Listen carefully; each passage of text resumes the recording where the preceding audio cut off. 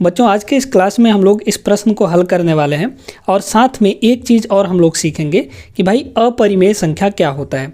परिमेय संख्या के बारे में हम आपको पढ़ा चुके हैं, नहीं देखे हैं वो वीडियो तो जाके प्लेलिस्ट में देख सकते हैं। प्लेलिस्ट का लिंक आपको डिस्क्रिप्शन में मिल जाएगा, या फिर जब आप वीडियो के अंतिम में जाएंगे तो वहाँ पर प्लेलिस्ट आपको दिखेगा, जाके आप इस चैप्टर के यानी चैप्टर नंबर 1 का सारा वीडियोज़ देख सकते हैं। ठीक ना।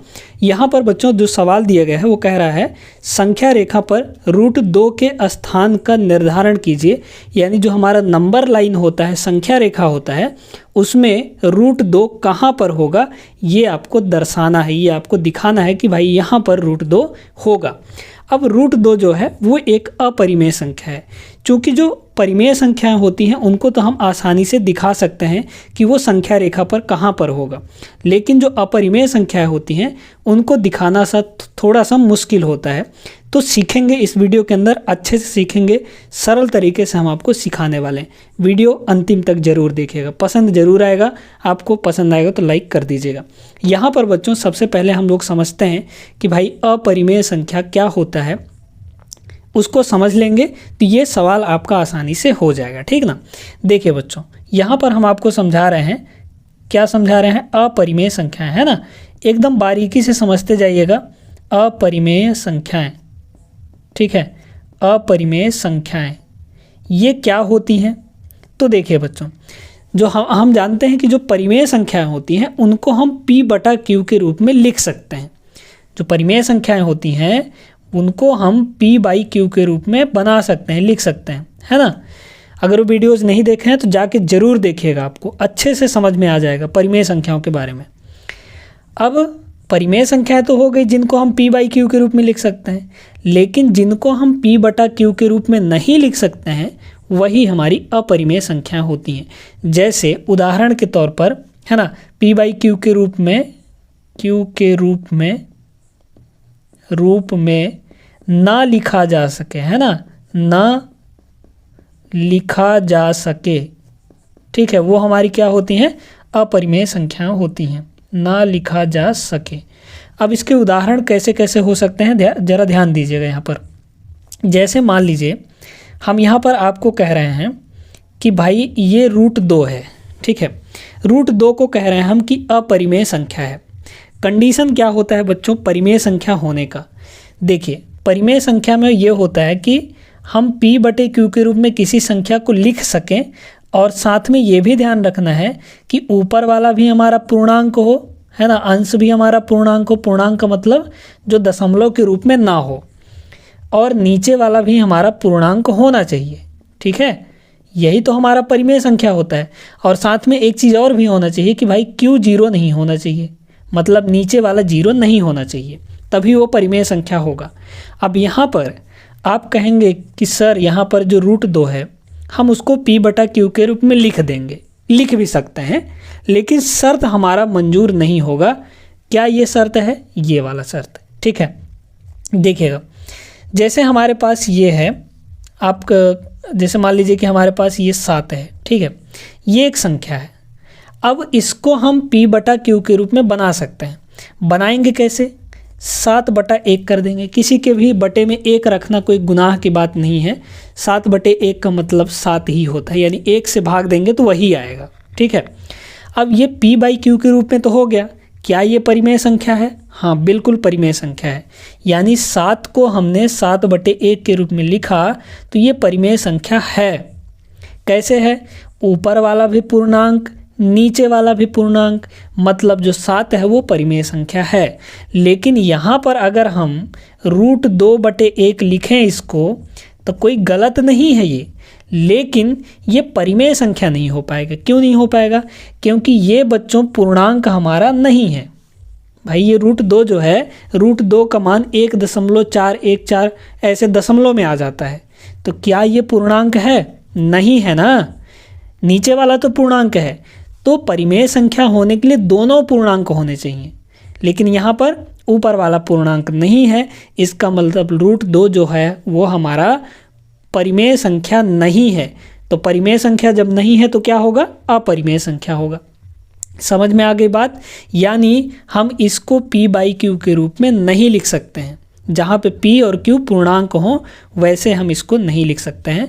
तो हम उदाहरण क्या दे सकते हैं बच्चों, इसका अपरिमेय संख्याओं का उदाहरण है ना, उदाहरण देखिएगा एग्जाम्पल क्या दे सकते हैं, जैसे √2 हो गया, √3 हो गया। अब एक बात बताइए, क्या √4 जो है वो अपरिमेय संख्या है क्या? बिल्कुल भी नहीं, क्योंकि √4 का तो मान होता है, यानी 4 का वर्गमूल कितना होता है, 2 होता है। 2 तो हमारा बाहर आ गया, यानी जो रूट से बाहर आ जाए वो हमारा परिमेय संख्या होता है, वो अपरिमेय नहीं होता। जो रूट के बाहर ना आ पाएगा वही हमारा अपरिमेय संख्या होगा। ठीक है, तो √4 हमारा क्या है, परिमेय संख्या है, अपरिमेय संख्या नहीं है वो। इसी तरीके से हमारा रूट का 5 हो गया है ना, रूट का आपका 17 हो गया, फिर यहाँ पर रूट का आपका कितना हो जाएगा, 32 हो जाएगा। ये सारे के सारे हमारे रूट से बाहर नहीं आ सकते। लेकिन जैसे हम कहें कि रूट का 9 हो गया है ना, तो √9 का मान कितना होता है, 3 होता है, मतलब 9 का वर्गमूल 3 होता है, तो ये रूट से बाहर आ गया, तो हमारा ये परिमेय संख्या होगा। अब ये सारे के सारे हमारे अपरिमेय संख्या होते हैं। एग्जाम्पल हम दे रहे हैं, जो रूट से बाहर ना है वो अपरिमेय होगा।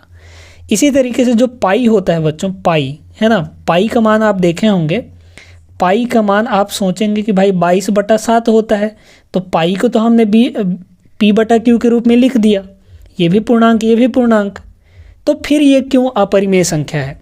तो बच्चों ये जो 22/7 है ये पाई का लगभग मान है, एकदम एग्जैक्ट मान नहीं है ये।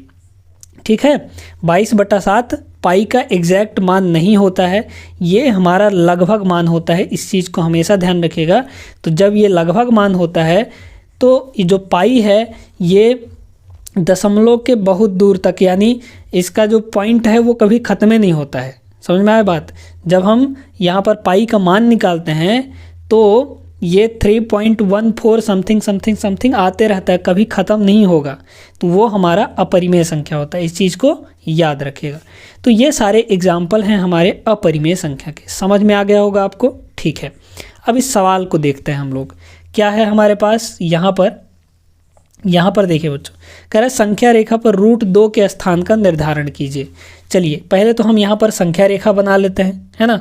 संख्या रेखा कैसा होता है हमारा, एक लाइन होता है जिस पर हम संख्याओं को दर्शाते हैं। ठीक है, हाँ एक चीज़ हम आपको और बताना चाह रहे हैं यहाँ पर कि जो संख्या रेखा होता है उस पर हम परिमेय और अपरिमेय दोनों तरह की संख्याओं को दर्शा सकते हैं। ठीक है, परिमेय और अपरिमेय दोनों तरह की संख्याओं को दर्शा सकते हैं, और परिमेय और अपरिमेय दोनों संख्याएं मिलाकर वास्तविक संख्याएं कहलाती हैं। इस चीज़ को भी याद रखिएगा। अब यहाँ पर संख्या रेखा में बच्चों बीच में होता है हमारा क्या, 0 होता है। इधर हमारे पॉजिटिव वैल्यू होते हैं, यानी 1 हो गया, फिर 2 हो गया, फिर आगे हमारा 3 होगा, ऐसे ये चलता जाएगा, मतलब अनंत तक चला जाएगा। ठीक ना। 0 के इधर लेफ्ट साइड में हमारा क्या होता है, माइनस वाले वैल्यू होते हैं, निगेटिव वैल्यू होते हैं, -1, -2, इसी तरीके से -3, और ये हमारा माइनस का अनंत तक चला जाता है। ठीक है, अब देखिए कह रहा है कि √2 कहाँ पर होगा, ये आपको बताना है। देखिए बच्चों ऐसे सवालों में क्या करना होता है, आप यहाँ पर एक चीज़ समझिएगा, ध्यान से समझिएगा। ठीक है, अगर हमारे पास एक समकोण त्रिभुज है, ठीक ना, समकोण त्रिभुज है, ये क्या है बच्चों, हमारा समकोण त्रिभुज है। ठीक ना, समकोण त्रिभुज में ये होता है हमारा लंब, ये होता है आधार, और ये होता है कर्ण। ठीक है, तो समकोण त्रिभुज में यहाँ पर समकोण मतलब 90 अंश बनेगा। ठीक है, ये चीज़ ध्यान रख लीजिए, इसमें काम आएगा।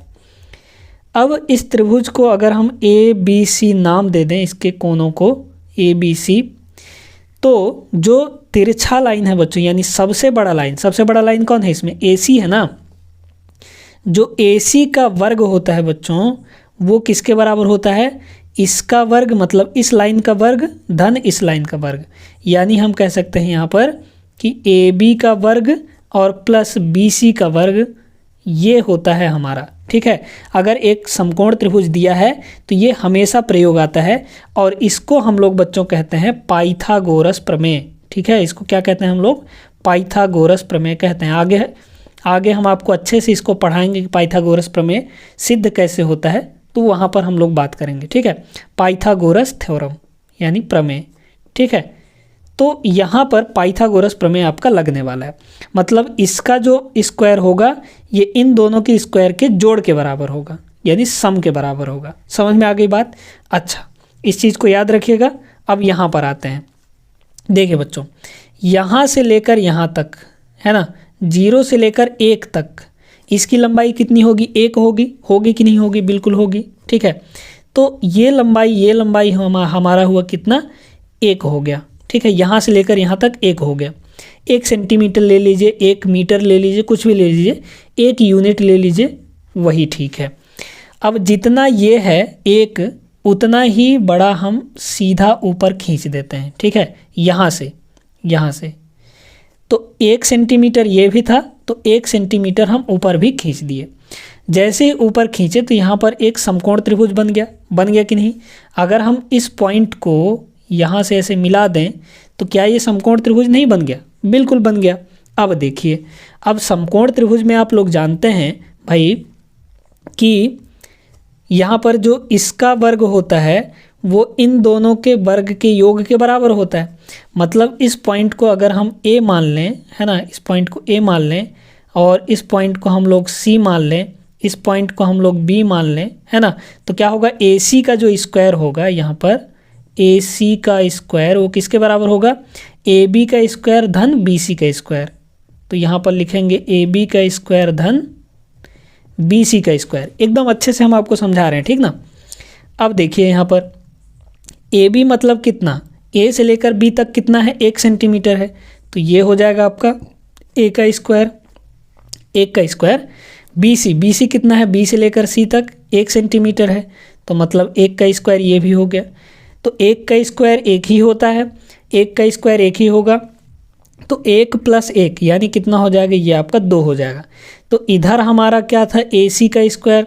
अब इधर से वर्ग हटाएंगे तो उधर जाके वर्गमूल लग जाता है, ठीक है। एक साइड से वर्ग हटता है तो दूसरे साइड वर्गमूल लग जाता है आपका। यानी यहाँ पर कह सकते हैं कि हम जो AC होगा वो किसके बराबर होगा? √2 के बराबर, ठीक है। इस 2 पर ये इधर वर्ग है तो उधर जाके वर्गमूल लग जाएगा, यानी रूट लग जाएगा। अब AC मतलब यहाँ से यहाँ तक की लंबाई ये कितनी है बच्चों? ये है आपका √2, ठीक है। अब आप एक वो लीजिए, प्रकार लीजिए, है ना, जो आपके ड्राइंग बॉक्स में होता है, वो प्रकार लीजिए और एक पॉइंट यहाँ पर रखिए और एक पॉइंट यहाँ पर रखिए। पेंसिल वाला पॉइंट यहाँ पे रखिए और जो आपका स्टडी पॉइंट होता है वो यहाँ पे रखिए, ठीक है। और यहाँ से जब आप चाप लेंगे तो ये कुछ यहाँ पर आएगा, यानी इसको जब आप घुमाएंगे तो ये यहाँ पर आएगा। मतलब कि आप कह सकते हैं, ऐसे कह सकते हैं कि इतने बड़े लाइन के बराबर इधर आप लाइन खींच दीजिए, ठीक है। जितना AC है, या फिर ऐसे करिए कि आप एक छोटा सा यहाँ पर स्टिक रखिए, कोई तार वगैरह रखिए यहाँ से लेकर यहाँ तक, और उसी तार को यहाँ से लेकर यहाँ तक चिपका दीजिए, तो इतना ही बड़ा आएगा ना, कुछ यहाँ तक होगा, ठीक है। तो अब एक बात बताइए, ये जो था वो √2 के बराबर था, तो यहाँ से हम कह सकते हैं कि भाई यहाँ से लेकर यहाँ तक, है ना, ये भी किसके बराबर होगा? √2 के बराबर होगा कि नहीं होगा? बिल्कुल होगा। मतलब ये जो पॉइंट है बच्चों, ये हमारा √2 वाला पॉइंट है, ठीक ना, √2 वाला पॉइंट है। समझ में आ गया? तो देख लीजिए, ये हमारा था संख्या रेखा, यानी नंबर लाइन था हमारा, ये है ना, नंबर लाइन था। उस पर हमने √2 को दर्शा दिया कि भाई √2 हमारा कहाँ पर होगा। तो इस तरीके से आपको करना है। अब आगे के क्लास में हम लोग देखेंगे कि भाई √3 को कहाँ पर दर्शाएंगे और √3 को कैसे दर्शाएंगे संख्या रेखा पर।